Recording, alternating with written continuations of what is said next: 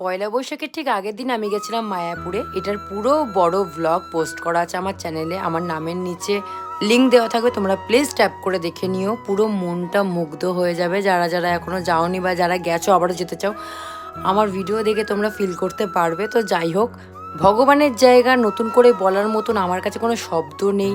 আমার ভীষণ ভালো লেগেছে, যতই গরম হোক, কিন্তু জায়গাটা একদমই মুগ্ধ করে দেওয়ার মতন জায়গা। আমি কি কি করেছি বা কি কি করিনি একটা শর্ট ভ্লগে তো বলা সম্ভব না, বড় ভ্লগটা অবশ্যই ওয়াচ করো তোমরা।